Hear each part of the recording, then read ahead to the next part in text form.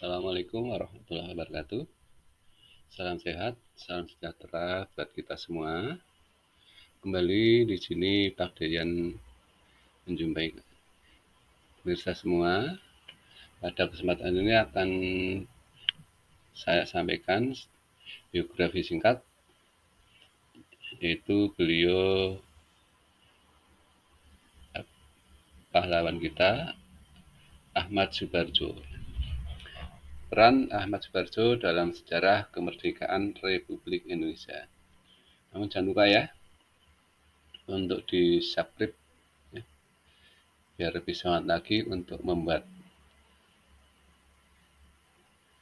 YouTube-nya ini sebagai pembelajaran buat kita untuk belajar sejarah. Kita tahu bahwa sejarah ini merupakan hal yang penting, ya. Bahkan beliau Bung Karno saya mengatakan jangan lupakan sejarah atau yang terkenal dengan jas merah.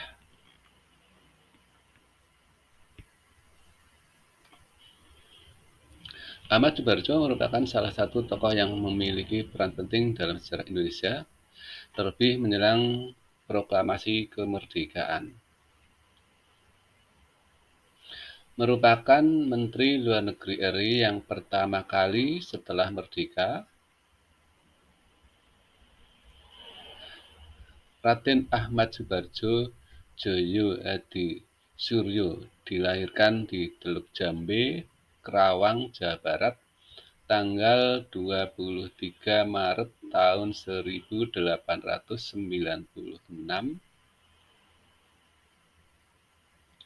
Ayahnya bernama Teuku Yusuf, keturunan bangsawan Aceh, sementara sang ibu Wardinah masih memiliki darah ningrat dari Jawa.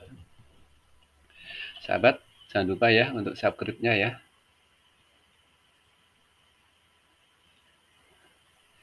Kenichi Gota dalam Jepang dan Pergerakan Kebangsaan Indonesia tahun 1998 menyebutkan bahwa Ahmad Subarjo tumbuh dalam lingkungan yang memegang ajaran Islam kuat dengan sistem budaya Jawa.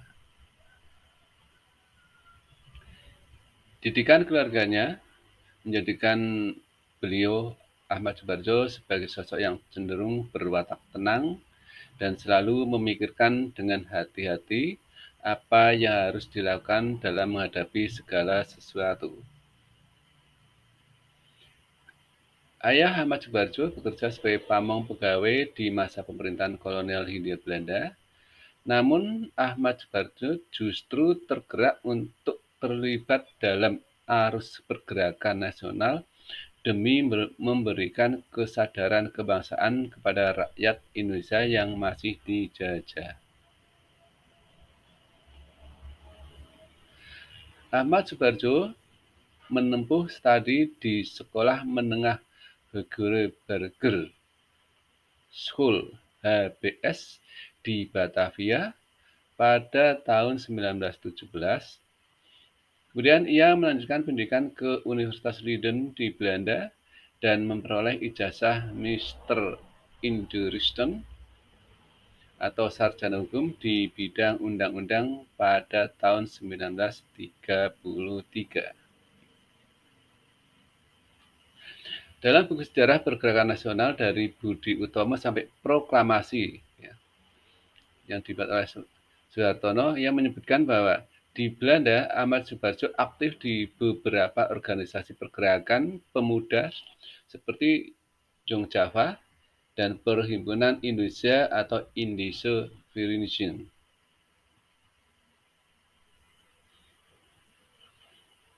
Pada bulan Februari 1927, Ahmad Subarjo bersama beberapa pemuda dari Indonesia yang sedang menuntut ilmu di Belanda menghadiri forum bernama Liga Anti-Imperialisme dan Penindasan di Brussels, Belgia.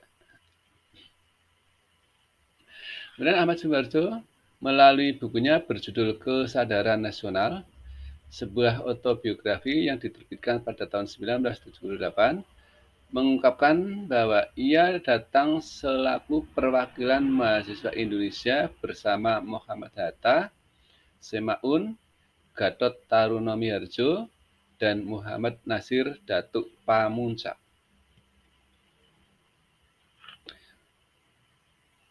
Dalam forum tersebut, hadir pula sejumlah tokoh pemimpin dunia, termasuk Perdana Menteri India kala itu yakni Jawaharlal Nehru, serta para pemimpin nasional dari Asia Afrika. Jangan lupa ya untuk subscribe-nya ya. Ahmad Subardjo berkesempatan angkat bicara dalam forum internasional tersebut. Di hadapan hadirin, ia menegaskan pentingnya upaya-upaya yang harus dilakukan untuk melawan kolonialisme dan imperialisme, yakni dengan bersatu dan sepakat. Ahmad Subardjo berkesempatan angkat bicara dalam forum internasional tersebut ya. Mereka menghendaki supaya kita itu harus bersatu dalam menghadapi pemerintahan kolonial tadi. Harus bersatu padu ya. Dengan bersatu padu kita akan menjadi lebih kuat. Beliau dianggap sebagai salah satu tokoh berpengaruh sehingga ia terpilih sebagai anggota Badan Penyelidik Usaha Persiapan Kemerdekaan Indonesia atau BPUPKI, Dokuritsu Jumbo Kosakai ya, yang kemudian berganti menjadi Panitia Persiapan Kemerdekaan Indonesia atau Dokuritsu Jumbi Inkai. BPUPKI dan PPKI dibentuk oleh pemerintah pendudukan Jepang di Indonesia lantaran mengalami rangkaian kekalahan di Perang Asia Timur Raya atau Perang Dunia Kedua dari Sekutu, yaitu pada tahun 1944 sampai 1945 dengan dijatuhkan bom atom di Hiroshima dan Nagasaki oleh Sekutu. Kemudian Jepang mengalami kekalahan dan menarik pasukannya dari Indonesia. Dai Nippon merasa butuh dukungan akibat rentetan kekalahan tersebut, sehingga memberikan janji-janji kemerdekaan kepada bangsa Indonesia. Di kalangan Indonesia sendiri, terjadi perbedaan pendapat antara golongan tua seperti Ahmad Subardjo, Soekarno, Hatta, dan lainnya yang cenderung mengikuti anjuran Jepang dalam mengupayakan kemerdekaan Indonesia. Sebaliknya, golongan muda ingin agar proklamasi kemerdekaan RI dinyatakan secepat mungkin. Dari sinilah kemudian terjadinya peristiwa Rengas Dengklok pada tanggal 16 Agustus tahun 1945.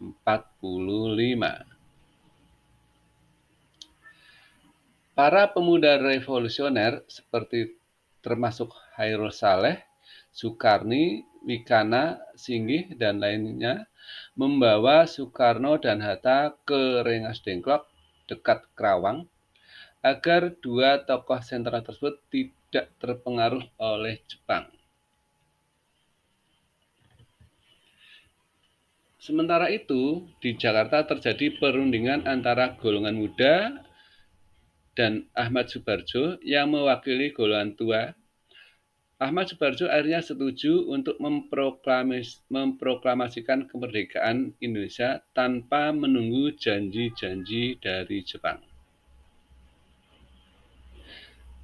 Maka dengan diantar oleh beberapa pemuda, Ahmad Subardjo menjemput Soekarno dan Hatta ke Rengas Dengklok.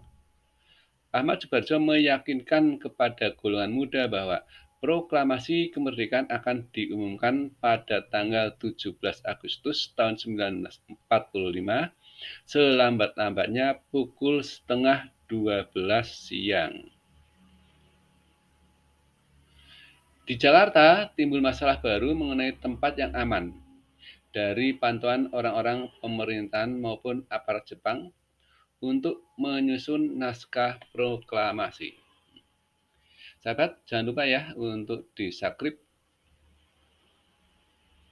Sekali lagi, Ahmad Subarjo mengambil peran krusial. Ia mengusulkan kediaman Laksamana Muda Maeda, seorang perwira tinggi Angkatan Laut Jepang yang mendukung kemerdekaan Indonesia. Ya. Untuk Laksamana Muda Maeda sudah di-upload kemarin ya. Mudah-mudahan sudah dibaca. Kalau yang belum ya silahkan dilihat di channelnya Pak Deyan mengenai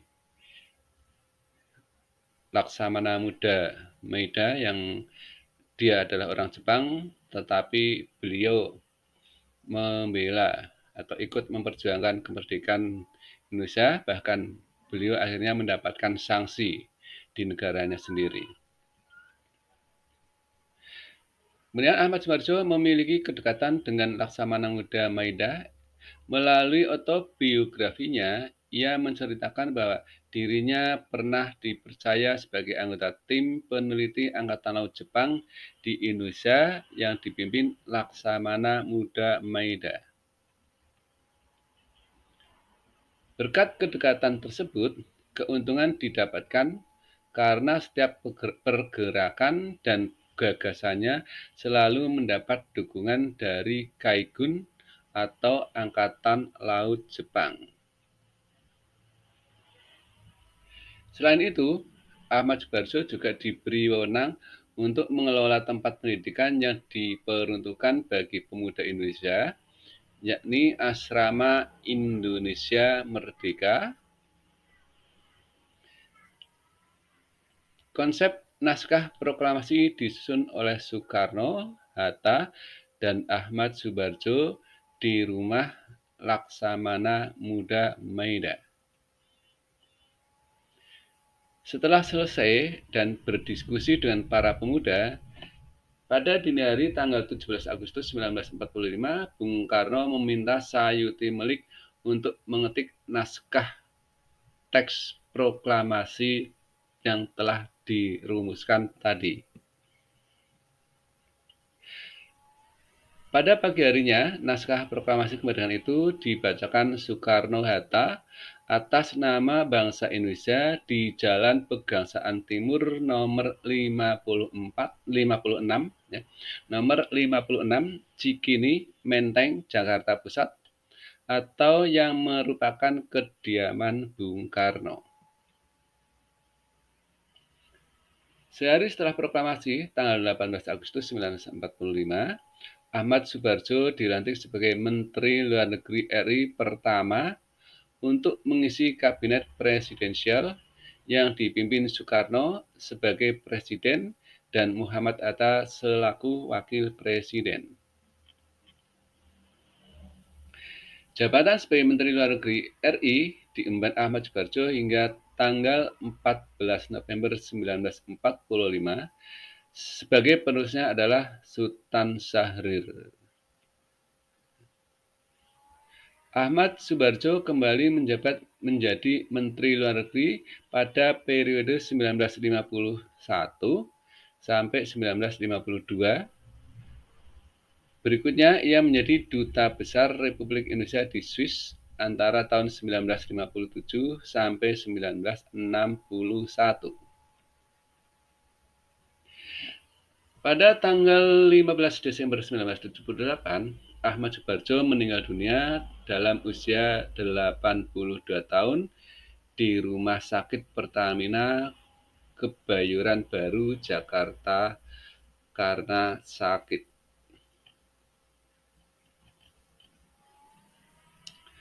Ahmad Subarjo dimakamkan di Cipayung, Bogor tahun 2009.